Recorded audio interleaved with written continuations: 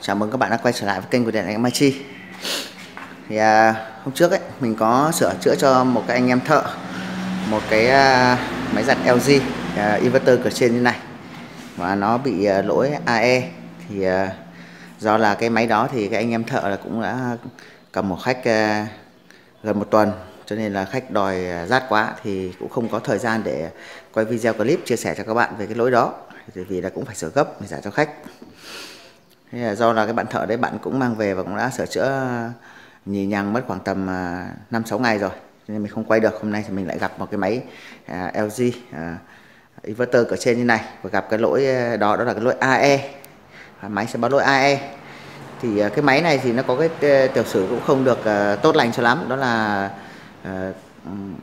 cái máy này thì cũng đã được một anh em thợ cũng đã mang về và sửa chữa rồi, tuy nhiên là không sửa được thì anh em thợ đã gửi trả lại cho khách hàng và lắp trả lại cho khách hàng. Thế thì khách hàng nhờ tới mình thì mình sẽ cố gắng để mình nghiên cứu sửa chữa khắc phục cái ban bệnh này, đồng thời là cũng chia sẻ cho anh em ta biết cái ban bệnh này là nguyên nhân của nó là gì và cách khắc phục và sửa chữa ra sao.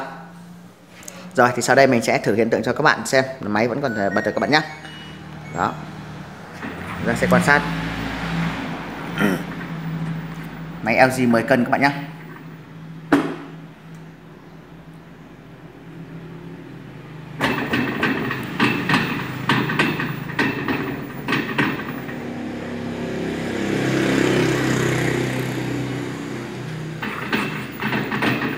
Các bạn để ý.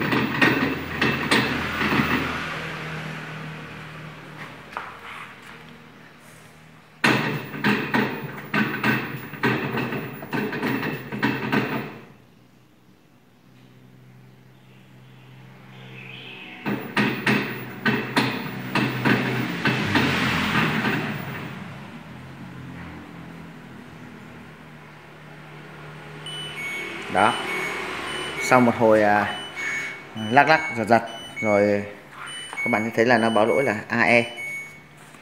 Rồi thế thì cái lỗi AE là cái lỗi liên quan tới cái gì và nguyên nhân lý do là tại sao thì mình sẽ chia sẻ cho anh em. Thì sau đây mình sẽ tiến hành tháo ra, tháo nắp ra, nắp trước nắp sau hết ra, rồi mình sẽ chia sẻ cho anh em xem là tiền sử cái máy này thì nó bị làm sao, anh em thợ đã sửa những gì và làm gì. Rồi mình sẽ tắt nguồn đây. Rồi thế thì trước khi tháo cái máy này ra thì mình sẽ chuyển thử xem là cái chế độ vắt thì máy có làm việc được hay không.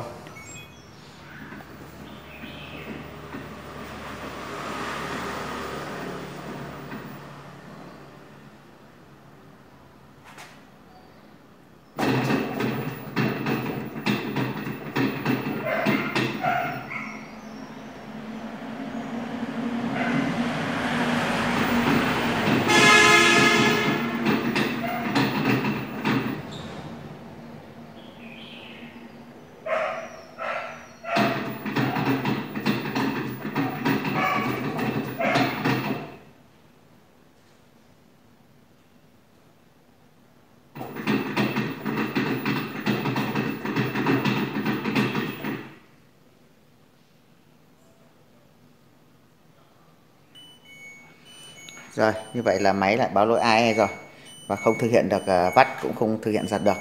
Như vậy là cả hai chế độ giật và vắt máy đều báo lỗi AE mà không thực hiện được, không làm việc được các bạn nhé. Rồi thì sau đây mình sẽ tiến hành tháo máy ra, rồi mình tiến hành chia sẻ và kiểm tra, trình tự kiểm tra cho các anh em tham khảo. Rồi mình đã tháo cái máy ra như này thì mình sẽ quay cho anh em xem. Thì anh em thợ trước người ta đã sửa chữa những gì ở đây.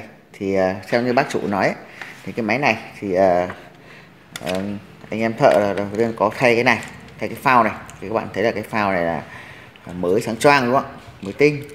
Thì thấy cái phao này thì mất một khoản chi phí, tuy nhiên là chỉ giặt được vài hôm rồi nó lại bị. Thế thì anh em thợ đó cũng mang cái máy này về và đã sửa chữa nhưng mà không sửa được và lắp trả lại như này và bảo là bị điện yếu. Thì đấy là theo nguyên văn của cái bác chủ của cái máy này, bác nói. Thì đây các bạn quan sát đây, thì anh em thợ trước người ta đã sửa chữa, người ta đã cắt một cái mạch sắt ở phía sau này, mạch sắt hay gọi là mạch phụ các bạn nhé. Đấy các bạn để ý này, đấy hàn xì rồi xì là gì, dây dựa, rồi thì kể cả những con nếu bạn nào nhìn tinh mắt các bạn có thể thấy những con đây, những con transistor dán thì anh em thợ hàn đây một con này, đây con này. Đó. Thay phao, cắt dây cắt dựa. Thì thực ra ba cái dây này thì là cái dây phao thôi. Thì chắc là anh em thay phao, thì chắc là nghĩ cái đường dây này nó có vấn đề, cho nên là thay hẳn một cái dây phao mới dẫn từ bầu điều khiển phía trước chạy đây. Rồi tiếp đến là phần dây dựa trên thân máy, thì nó nhì nhằng như này các bạn ạ. Rồi vậy là anh em chọn trước đã gì cắt dây đấu đây các bạn nhé. Cắt dây, tức là chắc là nghĩ là cái rắc này có vấn đề đúng không. Rồi thì đây là mình chia sẻ cho anh em sơ qua là tình trạng của con máy này như vậy. Thì sau đây mình sẽ tháo cái phần dưới ra và mình sẽ chia sẻ cho anh em là cái lý do cái bệnh này thì nó bắt nguồn từ đâu, và chúng ta sẽ điều tra sửa chữa nó như thế nào. Rồi sau khi mình tháo cái phía dưới gọng máy ra như này rồi, thì mình sẽ chia sẻ cho các bạn là cái lỗi AE này của máy giặt LG inverter cửa trên thì nó là cái lỗi liên quan tới vấn đề gì. Thế thì cái lỗi AE này thì nó tương đương với các lỗi tương tự như các dòng máy khác, đó là giống như Toshiba thì có thể là báo lỗi từ máy mono là một lỗi EB. EB thì các bạn biết là những cái dòng máy E920 LV thì báo lỗi EB, thì cũng tương tự như con lỗi AE này. Thế thì cái lỗi EC5 của máy inverter Toshiba hoặc là máy Toshiba lỗi EB4 thì nó cũng mã lỗi nó khác nhau, tuy nhiên là cái nguyên lý cũng như là cái lý do là nó giống nhau. Thì cái lỗi AE của hãng LG thì cũng là như vậy các bạn nhé, chẳng qua mỗi hãng là một cái mã lỗi khác nhau thôi, tuy nhiên về cơ chế và cái lý do là giống nhau.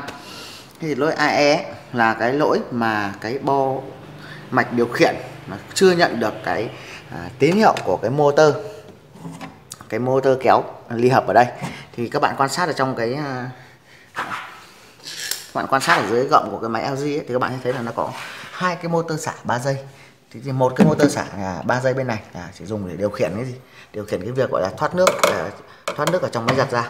Thế còn một cái motor 3 giây ở bên này thì các bạn để ý là gì, nó dùng để kéo cái cần để mà đóng mở cái nhông này để chuyển đổi giữa hai chế độ là giặt và vắt. Thế thì cái lỗi AE là cái lỗi mà cái bo mạch điều khiển nó chưa nhận được cái tín hiệu của cái motor này, chưa nhận được cái tín hiệu motor này, để nó chưa biết được rằng là gì cái ly hợp, tức là cái bánh răng trái khế này, cái nhông này là đang ở trạng thái của gì, ở chế độ giặt hay để chế độ vắt, để mà nó cho cái động cơ khởi động. Chính vì vậy mà nếu bạn nào quan sát kỹ thì các bạn sẽ thấy là gì, ở tất cả các dòng máy inverter Toshiba hay là LG như này thì trước ở chế độ giặt ấy, các bạn thấy, hoặc chế độ vắt ấy, các bạn thấy là gì, cái động cơ này nó cứ lắc giật. Đó là cái thao tác mà nhà sản xuất người ta lập trình ra để làm nhằm mục đích là gì, để lắc cái động cơ để chống nó bị kẹt cái bánh răng này các bạn nhé, để nếu lỡ như nó có bị kẹt thì nó có thể di chuyển được. Chính vì thế mà nhà sản xuất người ta đã lập trình cho động cơ nó lắc giật. Thế thì trong quá trình lắc giật đó thì cái motor này nó sẽ kéo, đó, nó sẽ kéo, nó sẽ hoạt động để nó kéo cái cần này để giúp cho cái motor này nó di chuyển cái nhông này ở trạng thái giặt sang vắt hoặc là vắt sang giặt, tức là chuyển đổi giữa hai chế độ. Thế thì do là gì, do là cái mạch điều khiển ta nó chưa nhận được cái tín hiệu của cái motor này. Chính vì thế mà sau một thời gian chờ đợi và sau một thời gian là lắc nó không nhận được cái tín hiệu này, nó sẽ báo lỗi hệ thống các bạn nhé. Thì mã lỗi thì là do các hãng người ta lập trình thiết kế ra. Thì LG thì lỗi EA, mà hãng Toshiba thì lỗi EB, EB4 hoặc là lỗi EC5. Tùy các cái hãng thiết kế và mã nó khác nhau, tuy nhiên là nguyên lý là giống nhau. Đó chính là cái bệnh này là cái bệnh nó không nhận được cái tín hiệu của cái motor điều khiển cái ly hợp này, nó không xác lập được là cái máy của chúng ta đang ở trạng thái giặt hay vắt để mà cho động cơ hoạt động. Rồi, thế thì đấy là cái lý do và nguyên nhân của cái ban bệnh này. Thế thì điều tra và xử lý như nào? Thì đầu tiên mình sẽ tiếp tục với cái ban bệnh EA của máy LG này. Thì việc đầu tiên là các bạn phải kiểm tra cho mình xem là cái motor xả này nó có được cái mạch điều khiển nó còn chạy được hay không. Thứ hai là chúng ta sẽ kiểm tra xem là cái tiếp điểm bên trong của nó còn làm việc tốt hay không. Thì trước khi kiểm tra thì các bạn phải lần cái sơ đồ dây cho mình. Thì cái motor này thì mình chia sẻ cho các bạn luôn là nó có 3 dây, là dây xanh, dây nâu và dây trắng. Thì cái dây xanh này và dây trắng này là sẽ cấp điện 220 cho cái xả chạy. Thế còn cái tiếp điểm ở trong cái motor xả này thì sẽ là dây xanh và dây nâu, tức là gì, khi motor này nó chạy có điện 220 vào cái chân trắng, dây trắng và dây xanh này thì motor chạy. Thế thì motor nó sẽ đóng cái tiếp điểm từ dây xanh sang dây nâu, như vậy là dây nâu là dây báo về các bạn nhé. Thế để kiểm tra xem là nó còn mạch điều khiển nó chạy được không và cái tiếp điểm bên trong nó tốt không thì chúng ta sẽ đo cho mình. Chúng ta sẽ dùng đồng hồ thang đo 250V này. Chúng ta sẽ cắm cho mình cái một que vào cái chân dây trắng, que vào dây nâu. Tại vì nếu chúng ta đo vào dây xanh này thì là cái mạch điện nó sẽ cấp 220 liên tục này. Thì chúng ta đo luôn vào dây nâu này thì chúng ta sẽ biết được là cái tiếp điểm nó có hoạt động tốt hay không. Rồi, đây mình sẽ bật máy lên. Chúng ta sẽ cho máy giật ở một cái chế độ giật hầu vắt đều được. Đó.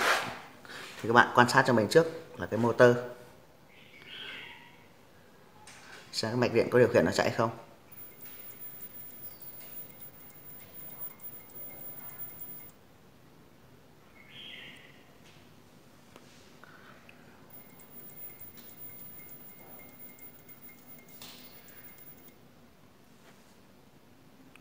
Rồi, trước tiên là các bạn để ý là cái motor nó không hoạt động đúng không ạ?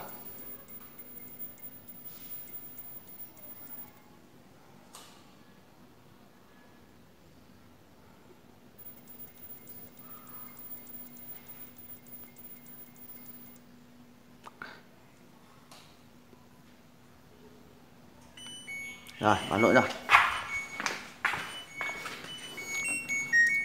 Và các bạn sẽ chuyển chế độ vắt cho mình này. Chúng ta sẽ chọn cả hai chế độ để xem là cái motor xả đấy nó có chạy hay không.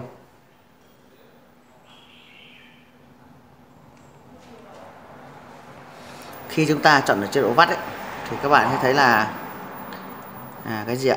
Chúng ta thấy là cả hai motor đang không chạy. Các bạn quan sát cho mình. Như vậy là khi chọn chế độ vắt là cái motor này cũng không thể nó chạy. Và cái motor bên này cũng không chạy. Đó.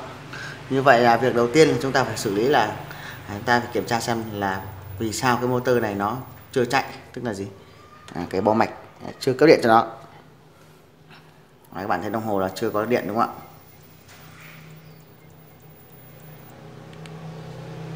Rồi, quy trình của căn bệnh này chính là đầu tiên là kiểm tra xem cái motor này có chạy hay không, báo lỗi rồi. Và cái tiếp điểm ở trong motor này còn báo hiệu tốt hay không. Khi motor còn chạy được và tiếp điểm vẫn trả lời tín hiệu tốt thì chúng ta sẽ kiểm tra cái phần xử lý tín hiệu của cái motor này ở trên phía bo mạch. Rồi, đấy là bước làm thứ nhất. Trình tự kiểm tra cái bệnh lý lỗi AE này. Sau đây mình sẽ tiến hành kiểm tra phía trên. Thì do là cái máy này thì anh em thợ người ta đã làm rồi thì mình sẽ tiến hành xử lý lại những cái dây rắc ở đây cho nó đảm bảo và ok cái đã, sau chúng ta sẽ sửa chữa cho nó an toàn. Rồi, quay trở lại với cái máy giặt LG bị lỗi AE này thì mình đã xử lý những cái dây dẫn mà anh em người ta đã cắt đấu nối như này, mình đã nối lại cho nó đảm bảo. Thì những cái dây mà lâu năm ấy, nó bị sét rỉ thì các bạn nên là nối, nó bị oxy hóa rồi chúng ta cũng nên nối vào hàn trực tiếp để cho nó kết nối cho nó đảm bảo. Đặc biệt là đối với những cái máy mà anh em thợ người ta đã làm rồi ấy, thì những cái vấn đề gì mà nó không được ưng ý thì chúng ta phải làm lại cho nó thật là ok thì chúng ta mới có thể sửa được cái máy các bạn nhé. Thì đây thì sau khi mình đã nối cái dây điện ở dây rắc rồi thì mình sẽ tiến hành kiểm tra. Hiện tại thì cái máy này như các bạn đã biết thì hiện tại là cả chế độ giật và vắt ấy, thì hai cái motor xả 3 giây ở dưới nó đều không hoạt động. Thế thì cái motor xả 3 giây ở dưới ấy, thì các bạn sẽ lần dây điện cho mình thì các bạn thấy là gì? Hai cái xả đó thì nó mỗi cái 3 giây là 6 giây thì người ta chung nhau một cái dây màu xanh, như vậy là chỉ có 5 giây thôi.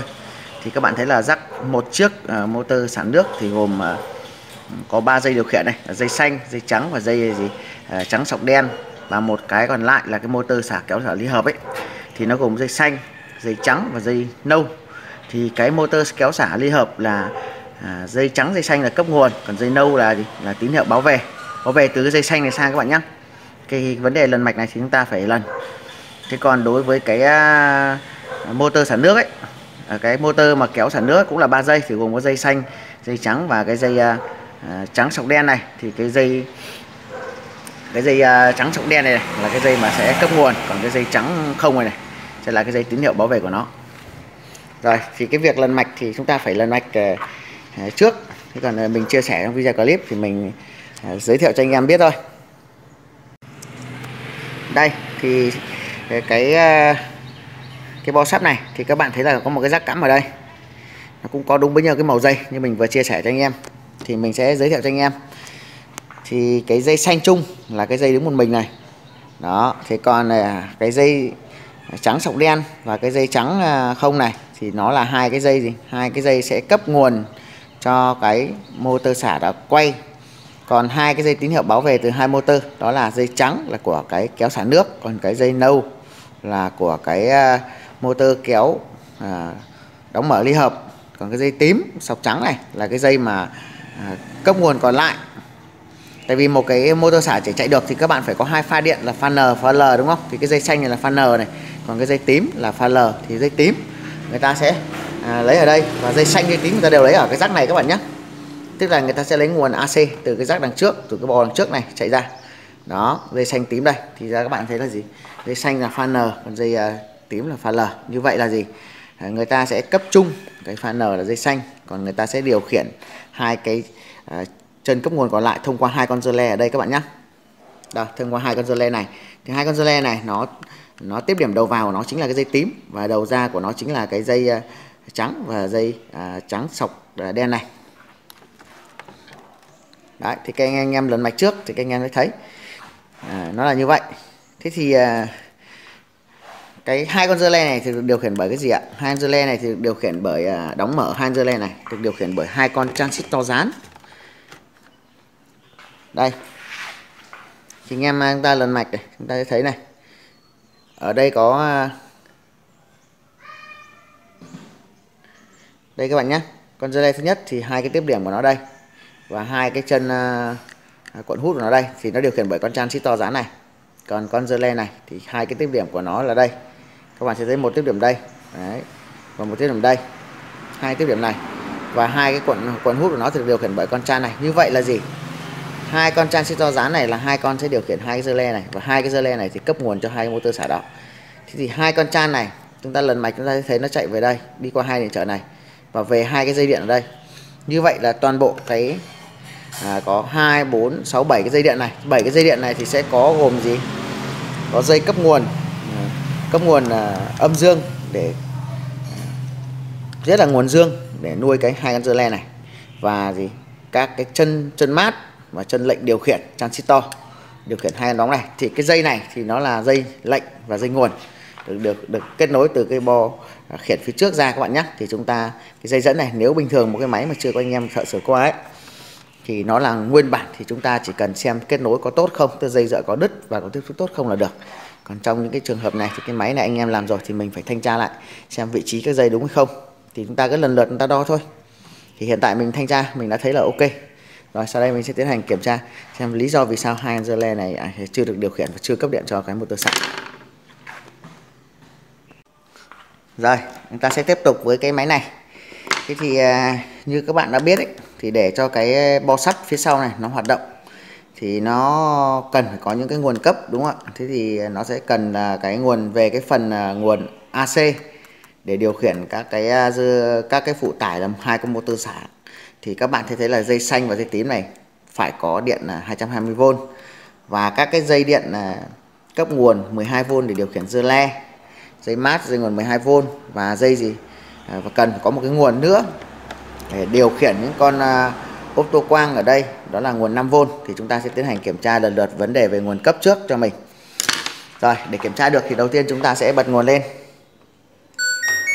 Rồi, chúng ta sẽ đo cho mình nguồn AC này. Thì các bạn đo cho mình nguồn AC thì các bạn đo dây xanh và dây tím và sọc trắng ở đây. Đó, các bạn thấy là mình đo dây xanh và dây tím sọc trắng này. Đây các bạn nhé, mình sẽ đo dây xanh và dây tím sọc trắng. Thì các bạn thấy là đang có điện gì? Điện 200V đến đây rồi, 220V. Như vậy là ok rồi các bạn nhé. Rồi, như vậy là về vấn đề nguồn AC thì các bạn thấy dây xanh và dây tím đã có điện 220 đến đây để chờ sẵn rồi. Chúng ta sẽ đo cho mình cái nguồn của khối điều khiển.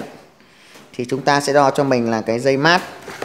Cái dây mát thì các bạn nhìn vào mạch thì các bạn thấy nó là cái đường mạch to nhất như này thì chắc chắn là dây mát rồi. Chúng ta sẽ đo quay đen vào đó. Chúng ta đo cho mình hai cái nguồn cấp cơ bản là nguồn 5V và 12V nó đã ok chưa?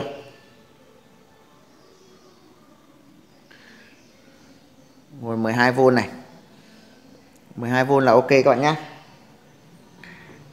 Đây, như vậy là dây mát ở đây là dây to nhất này, sau đó cái dây đường mạch to hơn này là cái dây nguồn 12V. Thế thì cái dây này, cái dây nằm ở giữa hai cái dây mát và dây nguồn 12V này chính là dây nguồn 5V. Thì nó hàn ra cái đường mạch này thì chúng ta sẽ đo cái chân mát với cái chân này. Ta hạ thang đi. Ok, như vậy là nguồn 5V vẫn có các bạn nhé. Như vậy vấn đề về nguồn cấp là mát âm dương 5V và dương 12V là ok. Thì chúng ta sẽ đo cho mình lật mạch lại, chúng ta sẽ kiểm tra. Thì cái bước thanh tra này thì thật ra thì các bạn để mà làm lại thì các bạn phải mất thời gian thanh tra. Đây mình sửa thì tiện mình chia sẻ sơ qua cho anh em nắm được. Còn chúng ta phải mất thời gian để thanh tra các bạn nhé.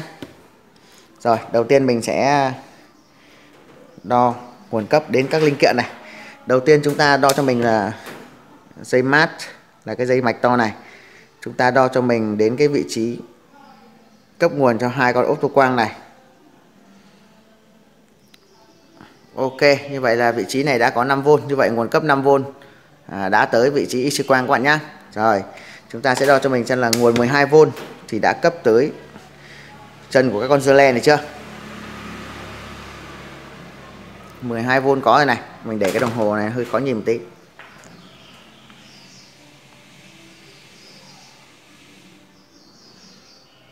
Rồi, có 12V các bạn nhé. Đã có 12V này. Chúng ta đo chân về còn lại của dơ le này. Có 12V tiếp. Ok, như vậy con dơ le này chỉ cần chờ có lệnh điều khiển là nó làm việc thôi. Đúng không ạ? Rồi, chúng ta đo tiếp con dơ le còn lại này. Việc kiểm tra nguồn này là bắt buộc các bạn nhé. Không có điện, không có 12V. Đo chân còn lại tiếp xem nào. Cả hai chân con dơ le này là không có điện áp mà 12V. Như vậy là gì? Nếu như nó bị đứt cuộn điện thì ắt phải có một chân có điện 12V được dẫn tới, bởi vì chân nguồn 12V sẽ được cấp chung cho cả hai dơ le. Nhưng mà cả hai chân đều không có điện là 12V thì chứng tỏ là bị mất nguồn đến con dơ le này các bạn nhé. Rồi các bạn thấy mình đo này, và cả hai chân là đều không có điện áp đúng không ạ? Cả hai chân là đều không có điện áp này. Thế nhưng mình đo sang con dơ le bên cạnh thì các bạn thấy là có 12V lên này. Đó.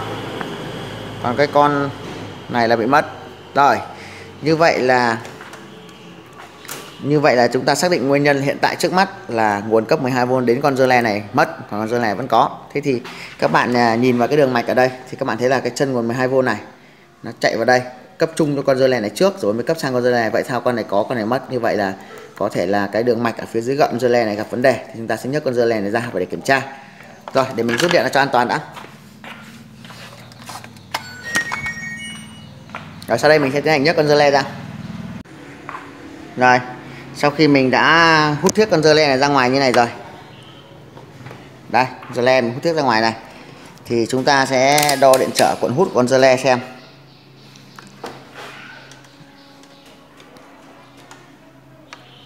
Đây các bạn nhé, mình sẽ đo điện trở con dơ le này. Đó các bạn thấy chưa? Mình mới đo vào thôi là cái gì cuộn hút đã lên điện trở rồi. Như vậy con dơ le này đâu có bị đứt, đâu có bị hỏng đúng không ạ? Một tay vừa làm vừa quay nó hơi khó các bạn nhé.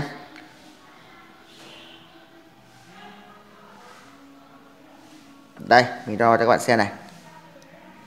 Đó. Như vậy là gì? Như vậy là con dơ le này nó không có hề bị hư hỏng đúng không ạ? Thế thì các bạn quan sát trên đường mạch in này. Trên đường mạch in ấy thì cái nguồn 12V này nó chạy qua đây, nó đến cái chân này là cấp cho con dơ le chúng ta đang điều tra bị hư hỏng này.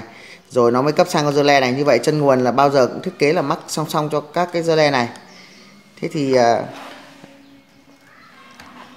thì con dơ le thì cuộn hút thì nó chỉ có hai cái chân thôi.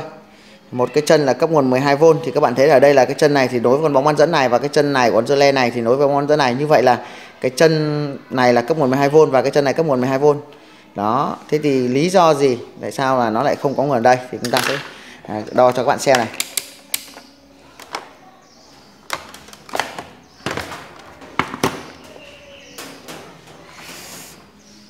Đây mình chập kim quay đồng hồ các bạn xem này.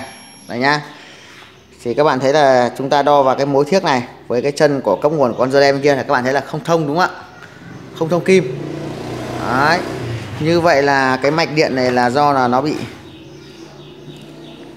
bị hư hỏng cái lỗ khoan này. Đây. Quay gần cho các bạn xem. Đó, như vậy chúng ta xác định là mất nguồn là do cái hư hỏng cái mối khoan này. Thì cái lỗ khoan này thông thường mạch hai lớp người ta sẽ phải mạ một lớp đồng trong lòng nó, nhưng do có thể là cái điều kiện ở ướt thì dẫn đến lâu ngày nó bị oxy hóa, bị hư hỏng cái phần đồng nằm trong cái lỗ này. Rất là đơn giản đây. Bây giờ chúng ta sẽ không hàn cái mối này lại được nữa các bạn nhé. Chúng ta sẽ hàn nối thông từ cái chân này sang chân này luôn. Chúng ta sẽ dùng dây điện, chúng ta sẽ câu luôn mà không cần phải hàn làm lại cái lỗ khoan này. Đó, mình xoáy đi các bạn thấy cái lỗ nó to như này. Rồi, sau đây mình tiến hành xử lý. Rồi, sau khi mình đã hàn con dơ le này trả lại vào đây rồi thì mình sẽ, đó các bạn thấy chưa, mình hàn trả lại nguyên bản.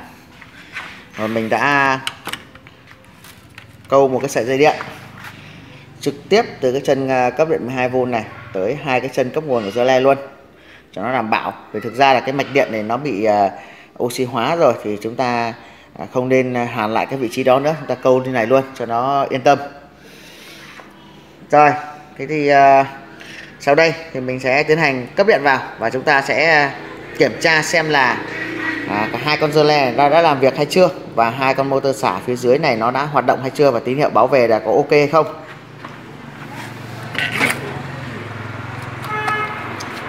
Rồi, mình sẽ cắm điện vào.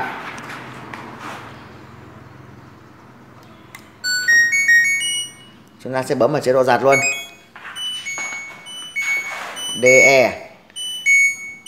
DE là công tắc cửa, công tắc từ. Đây. Mình thả cái nam châm vào đây. Đó. Ta sẽ quan sát xem là cái lồng nó chạy được luôn không.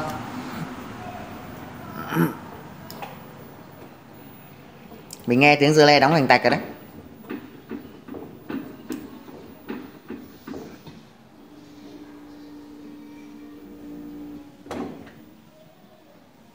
Ôi rồi, chạy được luôn rồi. Quay được lồng thế là chạy được luôn rồi các bạn nhé. Đó, rồi. Như vậy là ok ngay mà chưa cần phải đến bước thứ hai. Rồi, nhưng mà mình cũng vẫn đo cho anh em tham khảo là làm thế nào để chúng ta có thể kiểm tra được mà không cần phải vật cái máy ra. Thì các bạn, như các bạn đã biết đấy, mình đã chia sẻ trước rồi, thì cái dây chung chính là cái dây xanh này, được chưa? Cái dây tím cấp nguồn đến cái bo này là dây tím sọc trắng này là cấp điện 220 này. Đây. Cái vị trí nó hơi chặt, mình đo nó hơi khó nhá. Để anh em thấy là đây. Khó nhỉ? Đấy, chúng ta đo này, thấy đúng không? Thế thì cái dây trắng này và dây trắng sọc đen này là hai cái dây cấp điện cho hai cái xả là kéo ly hợp và xả thoát nước. Thì hai con dơ le này nó sẽ điều khiển cấp điện ra hai cái dây đấy, dây trắng và dây trắng sọc đen này. Thế còn tín hiệu báo về là cái dây ly hợp, motor ly hợp là có dây nâu này, còn motor thoát nước là dây trắng này. Thế thì cái dây tím này nó sẽ điều khiển chạy vòng qua dơ le để cấp nguồn ra hai cái dây trắng và dây trắng sọc đen này. Thì chúng ta để biết là con motor đấy chạy không á, thì chúng ta sẽ thử lại này. Đây các bạn nhé, mình sẽ đo, đầu tiên mình đo dây xanh này với cái dây trắng này trước đi. Dây trắng là con kéo xả ly hợp này. Thì các bạn thấy là gì? Không có điện đúng không? Đây, mình đo dây trắng nhá. Mình đo dây trắng này, chưa có điện này. Rồi mình bật nguồn lên. Bấm nút khởi động luôn thì các bạn sẽ thấy là quan sát kim đồng hồ này. Đó, dơ le đóng tạch cái là có điện đúng không? Nó có điện là bắt đầu motor chạy. Thế để biết tín hiệu nó về tốt hay không á thì chúng ta sẽ đo cho mình là cái dây gì? Thì tí nữa cái dây xanh này nó sẽ sang cái dây nâu, chúng ta sẽ phải đo chân que tím và que nâu này, nếu kim lên 220.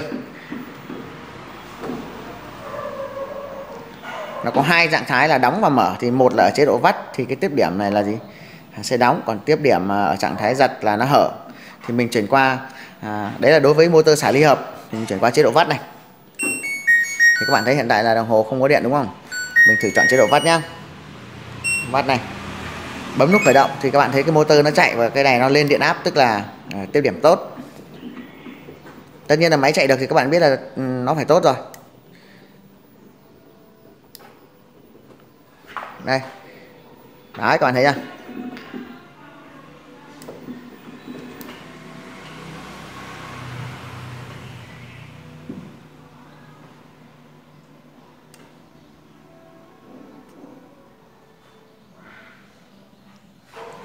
Không ăn à? Mình thử chế độ giật nào. Mình thử chế độ giật nhá. Rồi chúng ta sẽ quan sát xem là khi cái motor chạy thì cái tiếp điểm đấy nó tốt thì nó đóng cho cái gì. Đấy, ok, như vậy là gì? Ở chế độ giật là cái motor kéo xả ly hợp là cái tiếp điểm nó đóng được thì cái nó mới có điện áp 220 lên đây các bạn nhé. Thế còn là cái vấn đề motor thoát nước cũng vậy. Thì chúng ta sẽ đo luôn cái dây trắng này, chúng ta sẽ đo luôn cái dây trắng này các bạn nhé. Thì chúng ta sẽ thử ở chế độ watt xem là nó có gì tiếp điểm nó lên. Tại sao mình thử chế độ watt luôn ạ? Mình thử chế độ watt, nếu cái motor xả đấy mà nó chạy ok và tiếp điểm nó thông thì kim nó sẽ lên luôn. Đấy, chúng ta sẽ xem ở chế độ watt.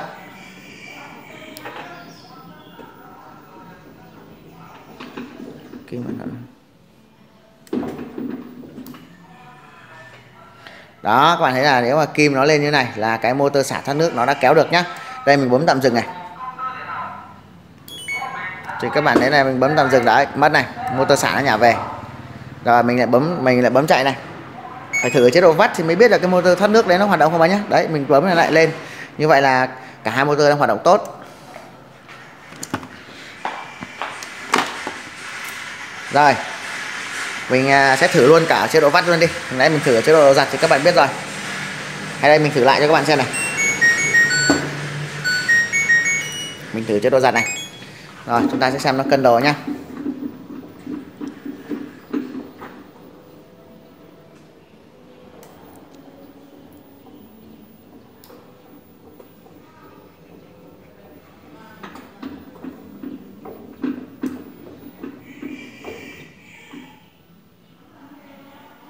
Đó, các bạn thấy là cân đồ quay cả lồng. LG nó cân đồ nó quay cả lồng đó các bạn nhé. Anh em nào chúng ta chưa va chạm mấy cũng không biết nó vận hành như nào, chúng ta nên để ý theo dõi khi máy vận hành ở trạng thái bình thường để chúng ta biết được là cái dòng máy này nó hoạt động như nào. Đó, các bạn thấy là nó sẽ cân đồ cả lồng. Lát nữa chuyển qua cấp nước.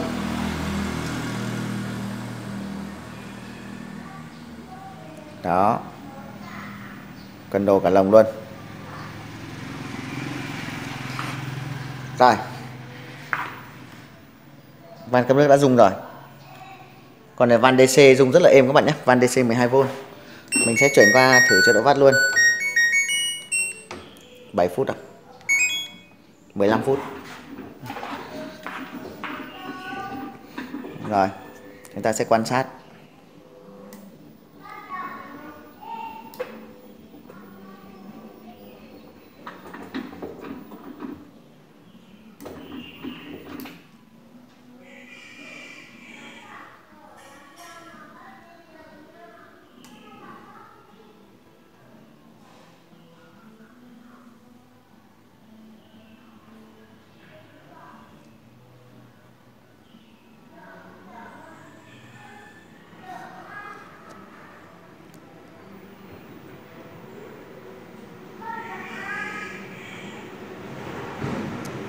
Rồi, đã quay được cả lồng luôn rồi.